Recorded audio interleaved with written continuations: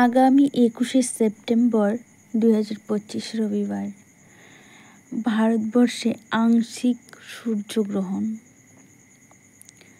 আংশিক হ্রাস সূর্যগ্রহণ হতে চলেছে।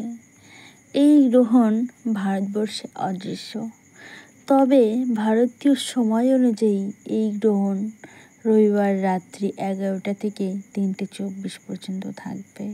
যদিও গ্রহণটি ভারত এবং বাংলাদেশে অদৃশ্য থাকবে। এই আংশিক সূর্যগ্রহণ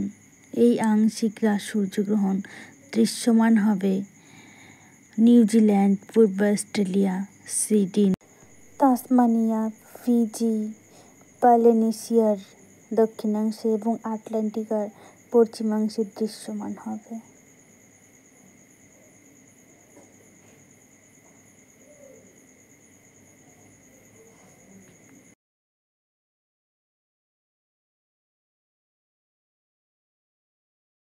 এই আংশিক সূর্যগ্রহণ দেখতে পাবেন বিশ্বের মাত্র 1,63,00,000 মানুষ। অনেকের মন্তব্য হচ্ছে সূর্যগ্রহণ দিনের বেলায় হয়, তাহলে ভারত ও বাংলাদেশ এটি রাতে কেন?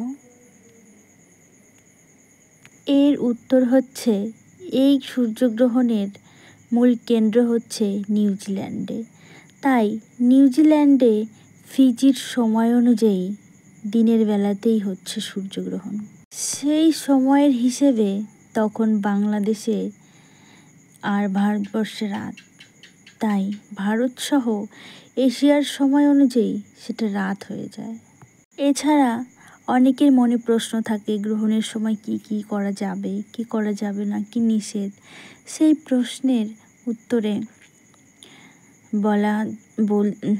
আমার মন্তব্য, গ্রহণের সময় খাবার গ্রহণ করা, রান্না, তেল মালিশ, পানীয় জল গ্রহণ, মলমূত্র ত্যাগ, চুল আঁচড়ানো, এছাড়া দাঁত ব্রাশ করা, পরনিন্দা, ঘুমানো,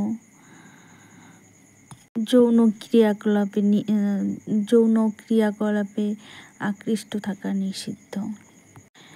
এছাড়া গর্ভবতী মহিলাদের বা গর্ভবতী মায়েদের বাইরে বের হওয়া, সূর্যের দিকে তাকানো নিষেধ। এছাড়া কাপড় কাটা, সেলাই করা, ছেঁড়া, গাছের পাতা ছেঁড়া, সবজি কাটা, খারাপ কোনো বিষয় চিন্তা করা, এসব না করাটাই ভালো। এছাড়া আরেকটি প্রশ্ন আসে, গ্রহণের সময় কি করবেন? গ্রহণের সময় অধিক হরিনাম জপ করবেন, কীর্তন করবেন, শাস্ত্র অধ্যয়ন করবেন। এছাড়া যদি বেশি মোবাইল ঘাঁটেন তাহলে কৃষ্ণ কথা শ্রবণ করুন, কৃষ্ণ নাম শুনুন, অথবা গীতা ভাগবত অনেক কিছু পাওয়া যায় মোবাইলে, সেসব শুনুন। গর্ভবতী মায়েদের জপমালায় জপ করতে অনিচ্ছুক, সমস্যা হলে হাতের আঙুল সোজা রাখতে মুখে হরিনাম জপ কীর্তন করবেন, কৃষ্ণ কথা শ্রবণ করবেন, হরিনাম সংকীর্তন শ্রবণ করবেন, হরিকথা বলবেন, হরিকথা শুনবেন। সকলের ক্ষেত্রেই গ্রহণ শেষ হওয়ার পর স্নান করবেন, শুদ্ধ বস্ত্র পরবেন, ব্রাহ্মণ বৈষ্ণবদের দান করবেন, রান্নাকৃত খাবার ফেলে দিয়ে চুলা ধুয়ে নেবেন।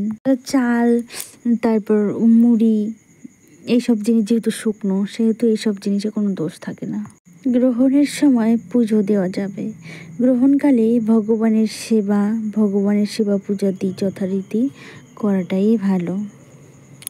যে সব স্থানে গ্রহণ দৃশ্যমান সেখানে এই নিয়মগুলি পালন করা আবশ্যক বা করাটাই ভালো। তবে যেসব স্থানে গ্রহণ অদৃশ্যমান, যেমন আমাদের ভারতবর্ষে, সেখানে এই নিয়মগুলো পালন না করলেও চলবে। তবে কেউ যদি ইচ্ছুক হয় সে পালন করতে পারে।